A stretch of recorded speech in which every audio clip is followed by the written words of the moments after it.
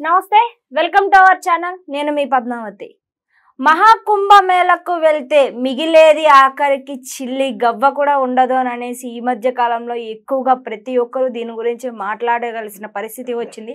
ఎందుకు అంటే 144 సంవత్సరాలకు ఒక్కసారి వచ్చే మహాకుంభ మేళకి ప్రతి ఒక్కరూ వెళ్ళి అక్కడ దర్శించుకోవాలి అని ప్రతి ఒక్కరూ అనుకుంటారు.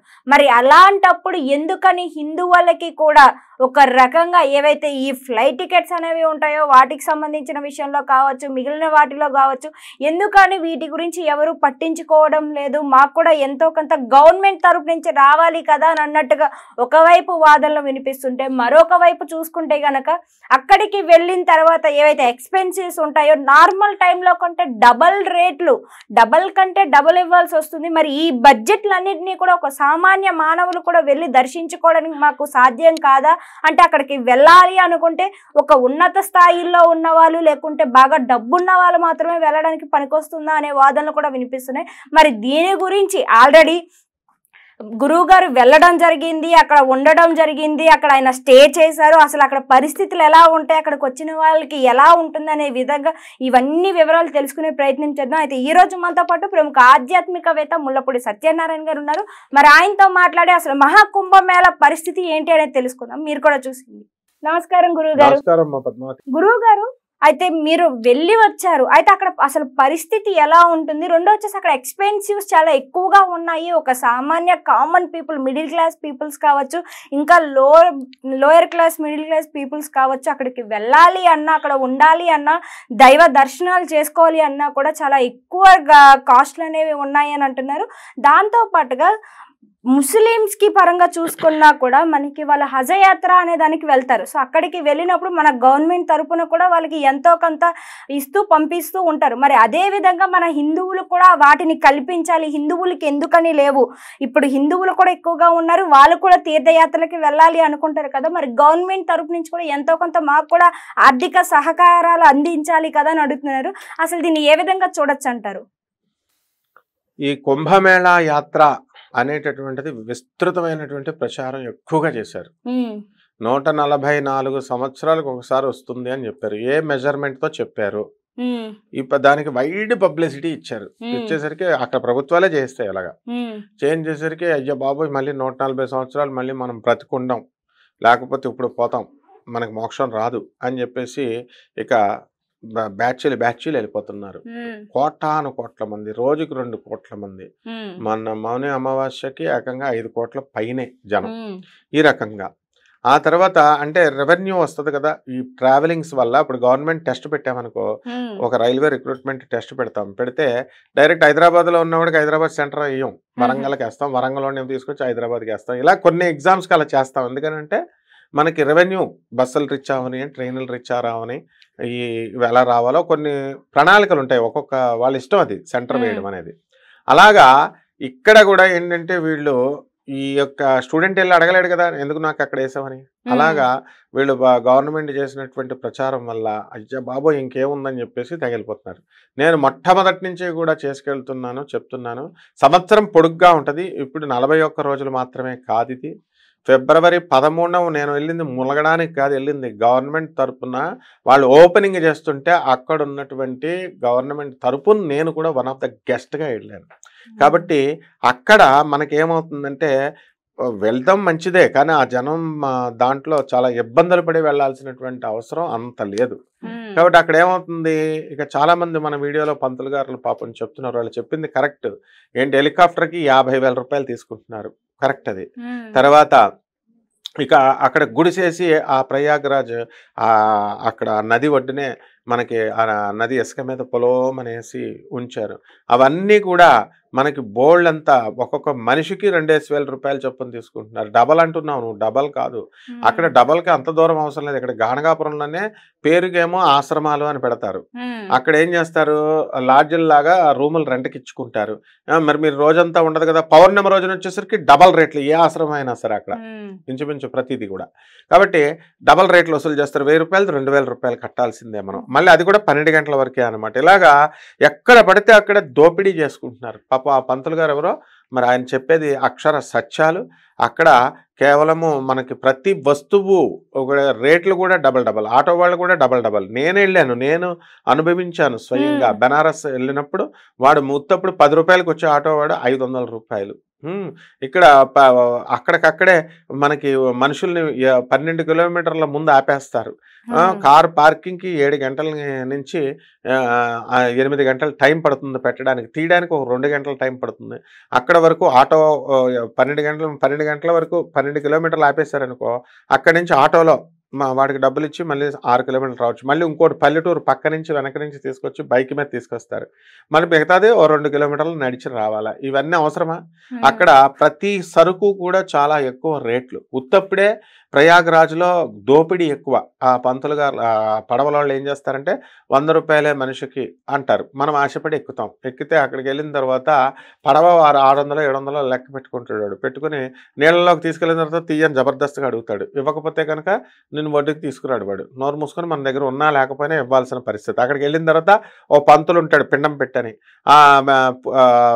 పెట్టానంటే మాకు అవసరం లేదని అన్నా సరే వాడు కుదరదు, పెట్టుకోవాల్సిందే.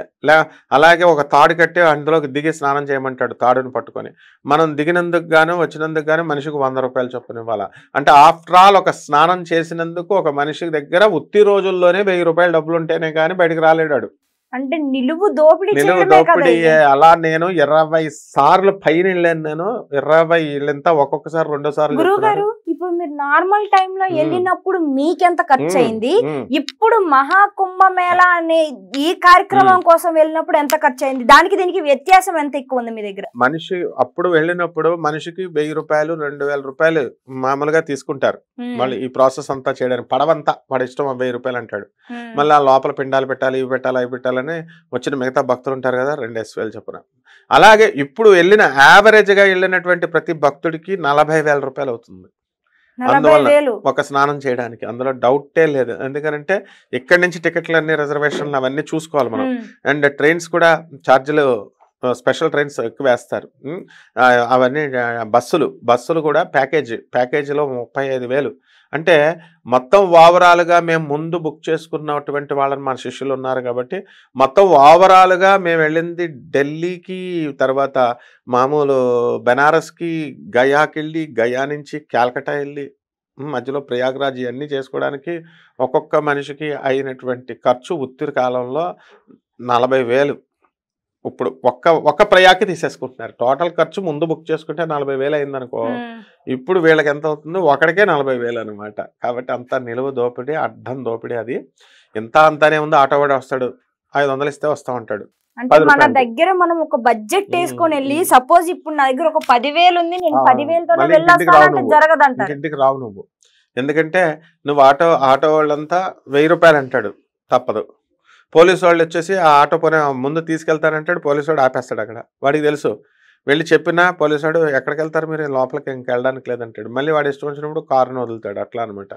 సో అడుగునా కూడా మోసం. కాబట్టి ఈ వెళ్ళి అక్కడ డబ్బులు వదులుచుకుని ఒక స్నానం చేసి రావాలి తప్ప ఏముండదు.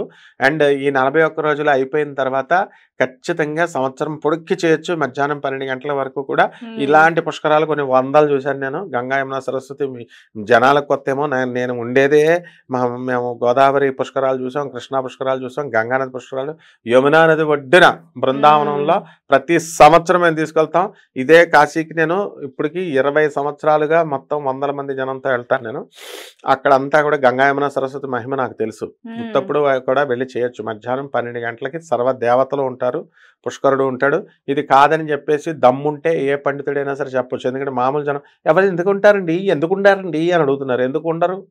శాస్త్రాలు చెప్తుంటే, ఉంటాయని చెప్తుంటే నువ్వు ఇలాగెళ్ళి జనాల్లో కొట్టుకుని చావడానిక? డబ్బులన్నీ దోపిడీ చేసుకొని గుండెకి ఇక్కించుకొని రమ్మని ప్రోత్సహిస్తారా మీరు జనమంతా కూడా? ఉందిరా అని నేను చెప్తుంటే పండితుడిని ఒక్క ముల్లపూడి చెప్పేదే కరెక్ట్. మిగతా వాళ్ళు ఎవ్వరు చెప్పినా సరే మీకు 41 రోజులే ఉంటుందని పాపం ఎవరు చెప్పట్లేదు, ఎవరు వెళ్ళమని ఎంకరేజ్ చేయట్లేదు. కానీ ఈ జనం అలాగా సిగ్నల్స్ గట్టిగా, ఈ పంతుళ్ళంతా గట్టిగా చెప్పకపోవడం వల్ల వచ్చిన సమస్య ఇది. మనకేంటి మొహమాటం, ఉన్నది చెప్పాలి. అంతేగాని 144 సంవత్సరాలకు ఒకసారి వచ్చింది. నువ్వు కొలిచావా? ఏ బేస్తో కొలిచో చెప్తాను. అడుగుతాను నేను అన్ని. వెలాసిటీ చెప్పు నువ్వు ఫస్ట్. ఇప్పుడు ఇంత చెప్పేటటువంటి పండితులు వీళ్ళందరినీ సైంటిస్టులు, ఇంజనీర్లు అందరిని అడుగుతున్నా, మొత్తం ప్రపంచంలో ఉన్న సైంటిస్టులు అంతా నాసా రిపోర్ట్లో ప్రకారము ఇదిగో నిర్యాన్ ప్లానెటరీ డిగ్రీస్ ఇస్తున్నాడు, జూపిటర్ యొక్క వెలాసిటీ 1/3/5 అని ఇస్తుంది. దీని యూనిట్స్ చెప్పండి ఫస్ట్ మీరు, తర్వాత 144 సంవత్సరాలు ఏంటో చూద్దాం. ఏం నోరు ఎందుకు రావట్లేదు మీకు?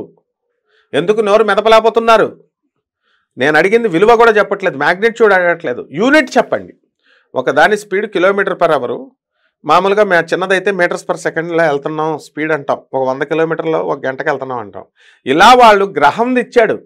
ఆ గ్రహము సింహరాశిలో ఉంటే మనం గోదావరి, ఈ వృషభ రాశిలో ఉంటే గంగానది పుష్కరాలు, సింహరాశిలో ఉంటే గోదావరి పుష్కరాలు, కన్యా రాశిలో ఉంటే మనకి ఈ యొక్క కృష్ణా పుష్కరాలు. మరి అది నేను చెప్తుంటే అది చెప్పకుండా 144 సంవత్సరాలకు వచ్చింది, తర్వాత మేము వెళ్ళిపోతాం, మీ సంవత్సరం అంతా ఉంటుందని ఎందుకుంటారండి? సంవత్సరం అంతా ఒకసారే ఉంటుంది, 41 రోజు ఉంటుంది.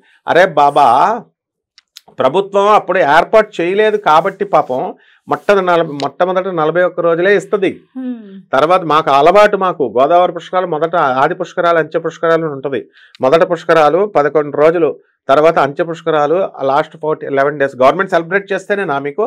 తర్వాత డేంజర్ అని చెప్పి, లోతు ఎక్కడో తెలియదు, ఏంటో ఎక్కడ తెలియదు అని చెప్పి గవర్నమెంట్ అలా చెప్పుద్ది. అది చెప్తుంటే ఎందుకండి మీకు తెలిసినట్టు చెప్తున్నారు. ముందు ఇది చెప్పండి ఫస్ట్. వెళ్ళమని ఎంకరేజ్ చేసేవాళ్ళంతా దీని వెలాసిటీ చెప్పండి. నేను ఛాలెంజ్ చేస్తున్నాను కదా కంప్లీట్గా, ప్రతి ఒక్కరికి ఛాలెంజ్ ఇది. ఏది మరి దీనికే ఆన్సర్ లేదు. వెళ్ళిపోతే ఏమొస్తుంది? పుణ్యం వస్తుందా? ఇక్కడ చేసేవన్నీ పాప పనులు. గురువు మాటలు వినరు, గురువు మాటకే పెడర్థాలు పెడతారు. తర్వాత వెళ్ళొద్దరా అని పెద్దవాళ్ళు, అక్కడ వికలాంగులు ఎలా వెళ్తారు, ముసలాళ్ళు ఎలా వెళ్తారు? ఈడ్చుకెళ్ళిపోతున్నారమ్మా, వాళ్ళకు కూడా మోక్షం వస్తుందని ముసలాళ్ళు ఎక్కువ వెళ్ళిపోతున్నారు. అక్కడ నడక ఎంత ఇబ్బంది. అది నదిలో స్నానం పోసేస్తే నీ పాపాలు పుణ్యాలు అన్నీ వచ్చేస్తాయి అనుకుంటే అది గూఢార్థంలో చెప్పబడి ఉంటుంది. అర్థం ఏమిటో మేము చెప్తాం తర్వాత. ఒకానొక సందర్భంలో పుణ్యం వస్తుందని చెప్తాం. ఒకానొక సందర్భంలో ఇలాంటి జనాలు వచ్చినప్పుడు కేవలం నువ్వు చేసే దాన కర్మాల వల్ల వీటి వల్లే వస్తుంది. ఇది ఎలా వస్తుందో మాకు తెలుసు, దానికి లింక్ ఎలా చేయాలో. అది మానేసి వీళ్ళు వెళ్ళిపోతాం. అక్కడికి వెళ్ళే వాళ్ళకి సీట్లు, ట్రైన్లు, ఆయన అన్నారు, ఆ పంతులు గారు చెప్తున్నారు కరెక్ట్గా, ట్రైన్లు పట్టుకొని ఎలాడుతున్నారు. ట్రైన్లు పట్టుకొని ఒకళ్ళు అద్దాలు బద్దలు కొట్టేస్తున్నారు. నిజమది, పిల్లల చేతులు ఇరిగిపోతున్నాయి, ముసలోళ్ళకి ఇదంతా. నేను ట్రైన్ భయపడిపోయాం మేమే. వెళ్ళాను రైల్వే స్టేషన్ నిండా జనం, ఎవడెస్ట్ వచ్చినట్టు ఎక్కేస్తాడు. ప్రజలకు ఏముందమ్మా, పాప ఆశ పెడితే వచ్చేస్తారు కదా. అలా వెళ్ళకండి. అలా ఖచ్చితంగా ఇంక ఫిబ్రవరి 26తో అయిపోతుంది కాబట్టి జాగ్రత్తగా మీరు తర్వాత సంవత్సరం అంతా ఉంటుంది, నెమ్మనంగా వెళ్ళండి. నిజంగా గురుగారు మీరు చెప్పింది కూడా వాస్తవమే. ఇప్పుడే అనుకుంటే ఏం కాదు, ఎప్పటికైనా ఉంటుంది. అది మనం వెళ్ళాలి అనుకుని మన మనసు